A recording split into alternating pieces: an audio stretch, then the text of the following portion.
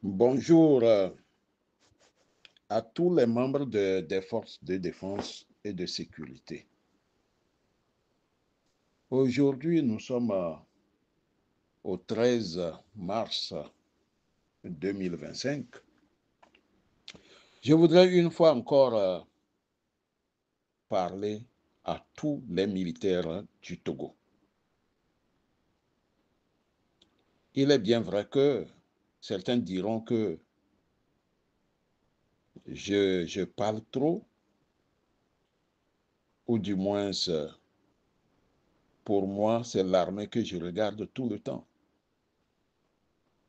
Oui, c'est normal que l'on dise cela. Parce que moi, lorsque je regarde dans mon passé, je me dis que je connais une petite chose, au moins une petite chose sur notre pays, et que tant que je continuerai par respirer, je vais partager certaines idées, mes points de vue. Je vais partager ce qui fait que nous faisons du surplace jusqu'aujourd'hui. Vous savez, l'armée du Togo, là, les gens sont en son sein, mais ne savent pas que c'est leur œuvre, c'est leur quotidien, ce qu'ils font chaque jour avec les hommes politiques de notre pays-là. Ils ne savent pas que c'est ce qui retarde notre pays. Parce qu'actuellement, notre pays est coincé. Il n'avance pas. Ceux qui ne sortent jamais du Togo diront que ça avance un peu ou petit à petit. Normalement, le Togo devrait avancer à grands pas, plus que le Bénin, le Ghana et les autres pays. Parce que nous sommes un petit pays qui est plein de richesses. Malheureusement, nous avons certaines personnes qui n'ont aucun esprit de patriotisme et c'est eux qui plongent notre pays dans le surplace. Donc, je voudrais commencer en faisant un détour sur un compatriote qui, après avoir écouté ma dernière sortie sur les problèmes d'eau dans la région de la Kara, euh, pose la question de savoir qu'est-ce que moi, Olivier Ama, j'ai fait dans mon village. Je voudrais dire à ce compatriote que je suis vraiment désolé qu'il continue par baigner dans une ignorance sans précédent. Et ce que je vais dire maintenant, c'est valable pour nous tous, puisque dans notre pays, l'ignorance nous empêche de réfléchir et d'avancer. Donc, à ce compatriote, je voudrais lui dire que ce n'est pas Olivier Ama qui collecte les taxes et les impôts dans notre pays. Ce n'est pas moi. Donc, je n'ai rien à faire pour mon village. Voilà. Ce que je peux faire pour mon village, peut-être partager mes idées. Mais je ne peux faire aucun acte de développement dans mon village. Puisqu'il y a une mairie, il y a une préfecture, il y a une région et il y a un pays. Si ce compatriote était, ou du moins avait la connaissance sur comment un pays est géré, il ne dirait pas ça. Ce n'est pas aux individus de développer leur village.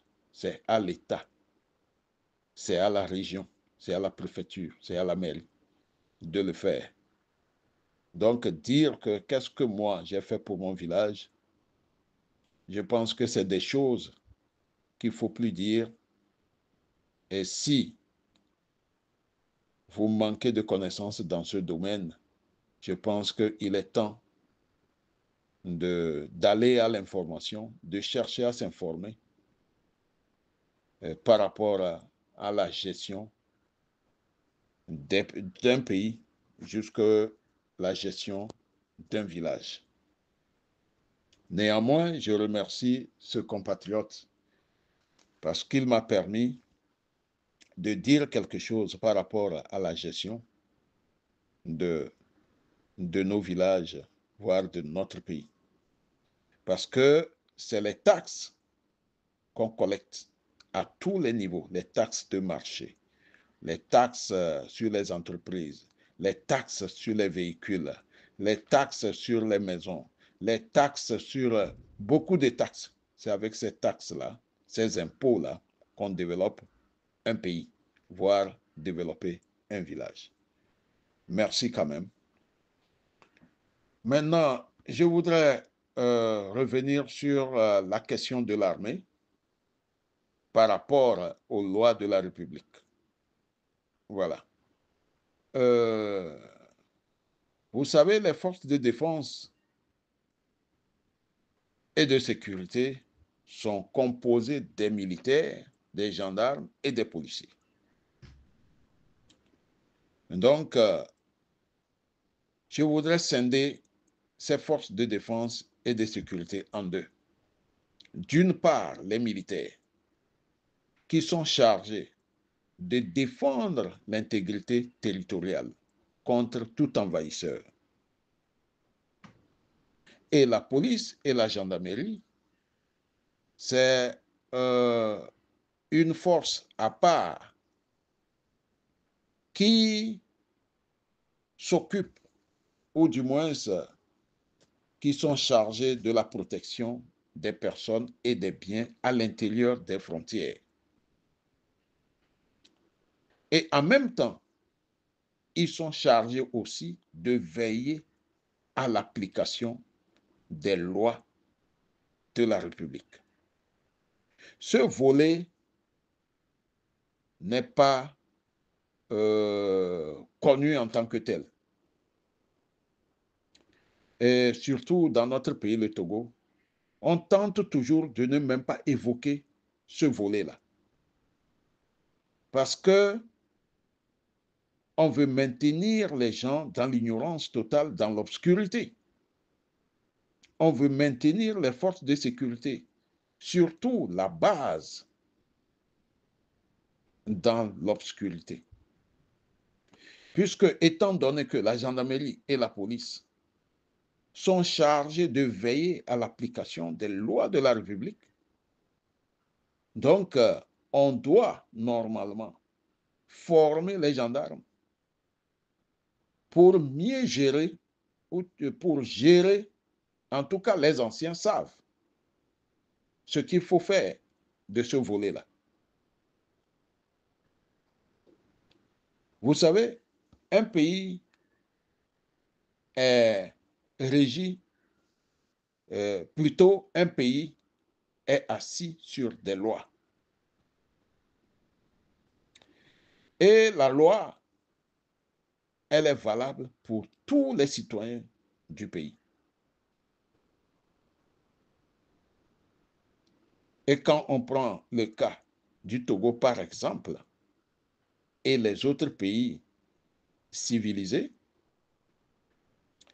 la constitution du pays constitue, je dirais, la fondation de toutes les lois.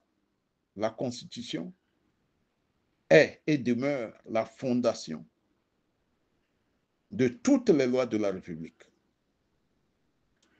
Et lorsqu'on prend la Constitution que tous les Togolais ont votée en 1992, une Constitution plébiscitée par les Togolais, et d'ailleurs, c'est cette Constitution qui est valable dans notre pays. Lorsqu'on la prend, elle est un condensé du pouvoir du peuple par le peuple et pour le peuple. Chers militaires, vous devez comprendre ça. Chers gendarmes et policiers, vous devez comprendre ça. De soldat jusqu'à général, le pouvoir que Faure Gnassingbé détient là, normalement, c'est le pouvoir du peuple, c'est le pouvoir de nous tous, de vous-même les militaires, de tous les civils, de tous les composants de notre pays, le Togo. Ça, c'est ce que nous avons voté en 1992. Voilà. Donc, les gendarmes et les policiers veillent à ce que cette constitution soit appliquée, soit exécutée et soit respectée par nous tous. Qu'est-ce qu'on remarque dans notre pays, le Togo? Cette constitution est tout le temps violée par un clan, c'est-à-dire un groupe de personnes dirigé par M. Faure Gnassingbé. Il viole cela. Et il compte sur qui pour violer cela? Il compte sur vous pour violer la Constitution. Parce que depuis longtemps, la haute hiérarchie du Togo, le haut commandement, s'est toujours rangé du côté du clan qui dirige le pouvoir. Et quand on parle, ils disent que non, et ils ne peuvent rien faire. Il y a une milice au sein de l'armée, c'est la milice qui fait peur. Donc, voilà, le haut commandement aussi est infiltré par les proches de Faure Gnassingbé. Donc, ils ne peuvent pas discuter des grands problèmes politiques du Togo à ce niveau. Voilà. Cela veut dire qu'ils savent que la Constitution ne doit pas être violée. Voilà. Maintenant, à la base, vous qui êtes les commandants de brigade, les commandants de compagnie, les commandants de groupement, le commandant de la gendarmerie, normalement, si nous étions dans une démocratie, cette mission de veiller à l'application des lois de la République, cette mission-là que vous avez, normalement, quand les lois de la République sont violées, cela devrait faire l'objet des rapports. Tout comme le commandant de brigade dans sa zone fait des rapports sur l'état d'esprit des populations. Oui, il peut faire des rapports sur le comportement d'un agent de l'État ou du préfet ou d'un dignitaire de la région. Ça, c'est votre rôle. Ce n'est pas de l'espionnage, mais cela fait partie de la police administrative. Il faut veiller à ce que les lois soient appliquées et puis faire des rapports pour anticiper sur certains événements. Oui, la gendarmerie doit faire des rapports aussi sur le président, celui que vous considérez comme chef de l'État. S'il viole la Constitution, s'il viole les lois de la République, cela devrait faire l'objet de rapports. Et ce rapport au niveau du commandant de la gendarmerie, ce rapport doit être présenté au haut commandement de toute l'armée par le commandant de la gendarmerie, qui va décrire et qui va essayer d'expliquer ce qui se passe à partir du rapport. Et là, je le dis, lorsqu'une armée se démarque du pouvoir politique. C'est cela que je voudrais encore demander à la haute hiérarchie de l'armée togolaise, de se démarquer. Même si certains sont sceptiques, moi j'insiste, parce qu'il n'est pas tard de bien faire. Il n'est pas tard de bien faire les choses. Parce que tout le pays stagne. Le pays n'avance pas. Les fonds sont détournés. M. Faure Gnassingbé, dans la façon comment il dirige le pays, il ne peut même pas punir les voleurs, les détourneurs, ceux qui vous rendent la vie difficile au sein de l'armée. S'il ne peut pas, ou du moins s'il n'arrive pas à sanctionner ceux qui détournent, c'est que lui-même, il est leur patron.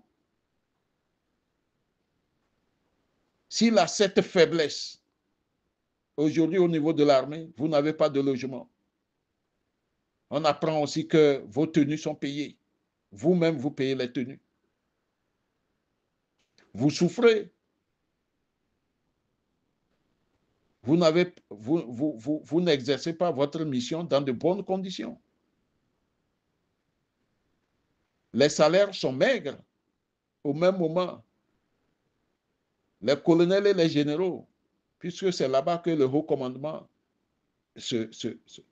en tout cas, la composition du haut commandement, c'est les généraux, les colonels. Il a créé une indemnité spéciale aux généraux. Cette indemnité dépasse même leur salaire de base. Malheureusement, quand le général part à la retraite, l'indemnité là n'agit pas sur la pension de retraite. Donc, les généraux ont des retraites maigres. Les colonels, là, on n'en parle plus. Mais quand ils sont en fonction, ils sont bien payés parce que c'est eux qui prennent des décisions. C'est eux qui doivent prendre des décisions. Donc, M. Faure Gnassingbé a augmenté leur salaire depuis 2015. Et vous qui êtes à la base, vous continuez de tirer le diable par la queue. Pas de logement. Au niveau de la police, lorsque quelqu'un meurt, même en service, c'est difficilement qu'on trouve les moyens pour payer le cercueil. En tout cas, pour venir en aide à la famille.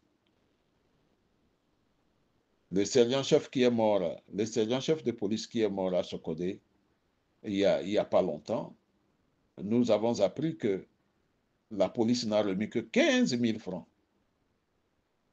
à la famille éplorée. Et les choses comme ça se passent parce que, à un certain moment, l'armée, les forces de sécurité refusent d'arracher leur indépendance, refusent de couper le cordon ombilical entre le haut commandement et le régime en place dans notre pays. Vous devez vous arracher de ce carcan-là.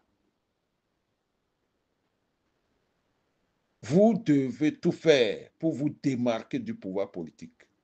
Vous devez vous arracher de cela.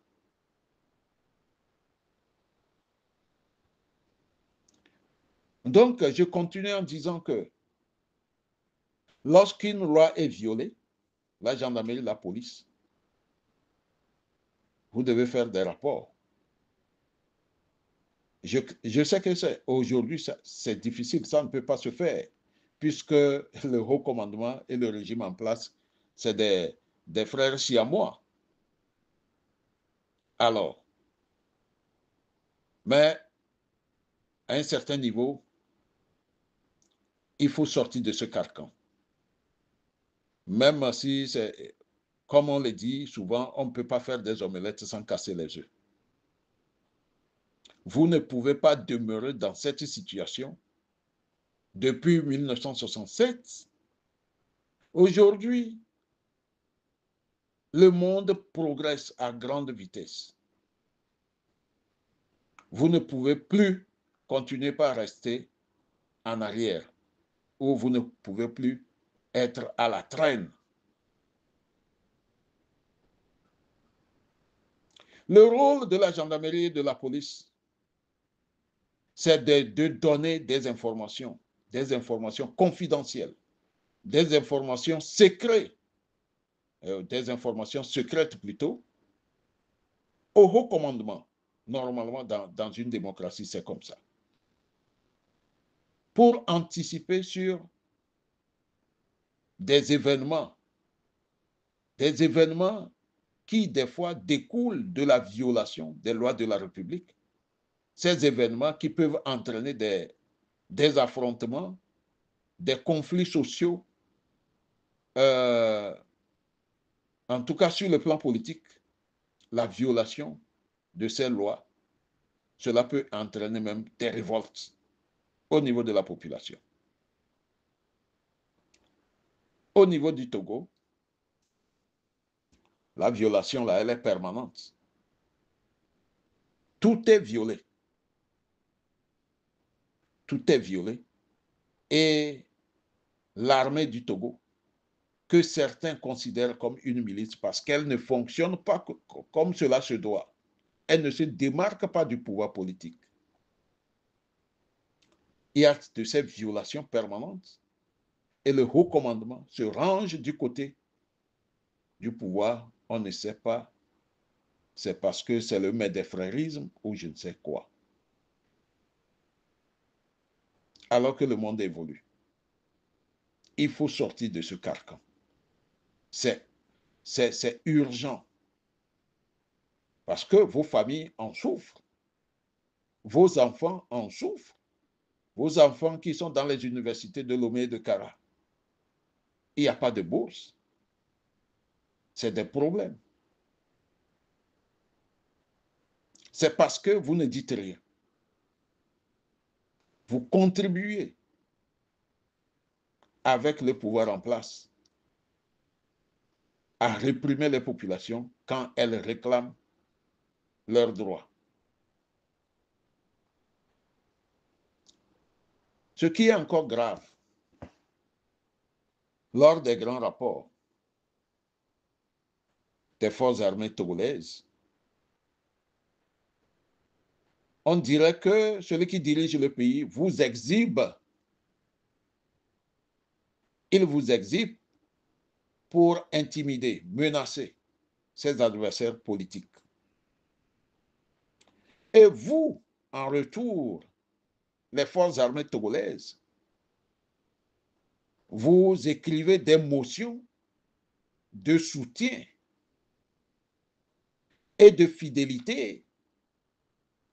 Vous déclarez dans vos motions que vous êtes loyaux à un individu. Oui, c'est pourquoi vous êtes le symbole de la dictature qui sévit au Togo. Vous devez sortir de ce carcan. Pour le moment, les populations ne sont pas dans... En tout cas, on a chance que les populations togolaises demeurent toujours très pacifiques. Et que le régime en a abusé. Le régime en a abusé. Maintenant, vous devez, en tant que forces armées, en tant que police et gendarmerie, vous devez sortir de ce gouffre-là. Vous devez sortir de ce carcan. Vous devez quitter dans ça. Il n'est pas tard de bien faire. Vous devez vous organiser pour faire en sorte que le Togo retrouve le chemin du progrès. En faisant quoi? En se débarrassant des gens qui s'accaparent des richesses du pays. En se débarrassant de celui-là qui n'arrive pas à sanctionner les voleurs. Et cela agit sur vous. Cela vous affecte. Cette manière de détourner les deniers publics, de détourner l'argent des Togolais à tous les niveaux. Vous les voyez, vous en parlez, ils sont très riches, c'est des milliardaires. C'est parce que vous ne dites rien que cela continue.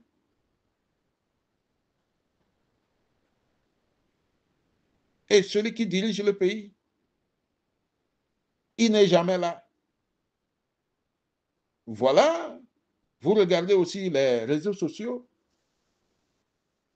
les présidents des pays, certains présidents des pays de la sous-région sont sur le terrain. Ils vont voir de visu ce qui se passe sur le terrain. Quand on dit la mer ou l'océan est en train de ronger une terre quelque part, le président se déplace pour aller voir. Quand il y a inondation, le président sort sur le terrain avec des bottes. Les présidents sont dans les champs pour encourager les agriculteurs, pour encourager les femmes. Mais chez nous au Togo, celui qui se dit chef de l'État est invisible. Et ça, les militaires togolais se taisent jusqu'à aujourd'hui. Vous devez faire un effort. Vous devez prendre de la hauteur pour dire que ce n'est pas parce que le président est de mon village, le président est de ma région, le président est de mon canton. Avec le président, nous parlons le même patois.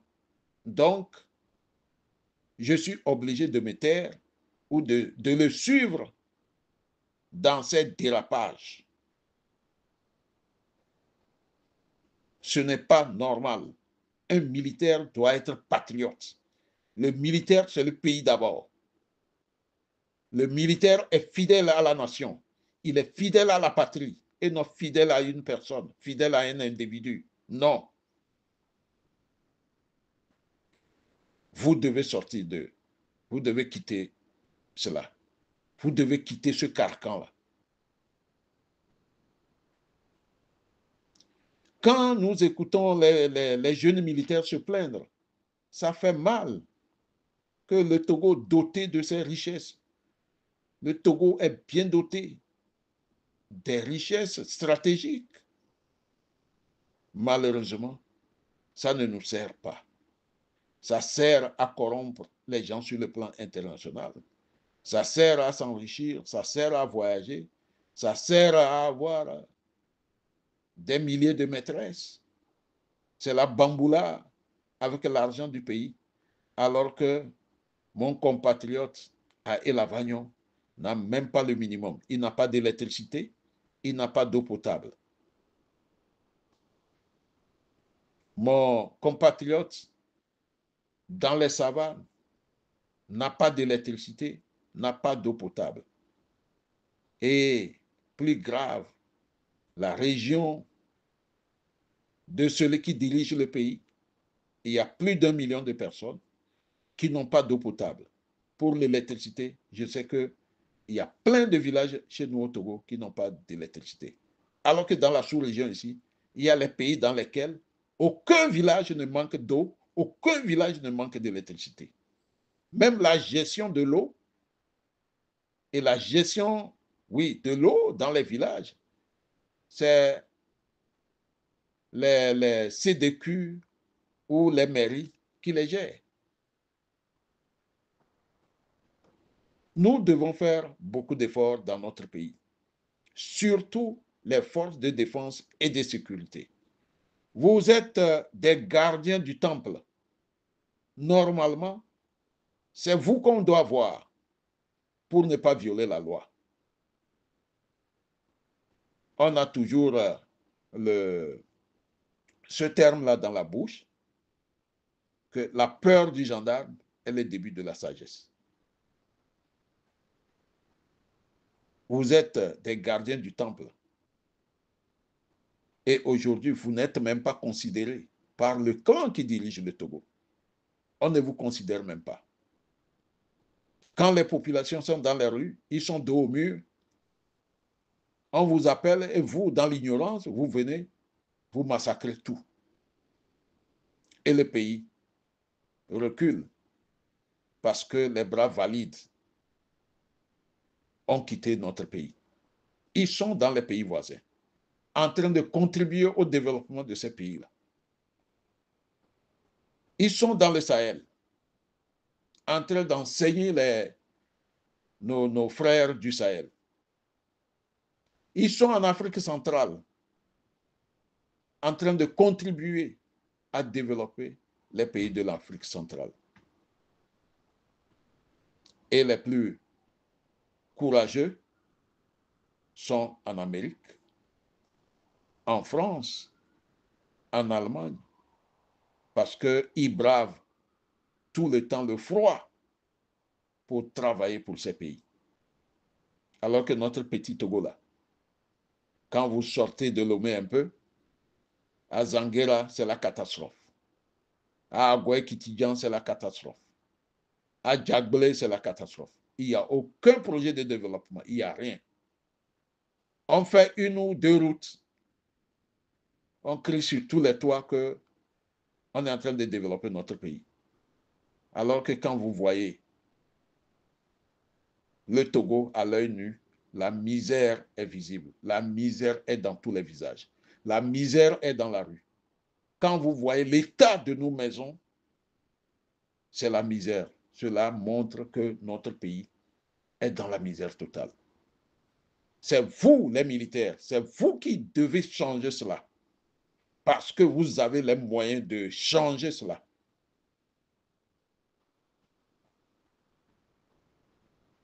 Oui, je vais m'arrêter là parce que je me dis que même le petit soldat au Togo sait quelque chose aujourd'hui grâce aux informations qui circulent. Je vous remercie. Prenez soin de vous. Olivier Ama.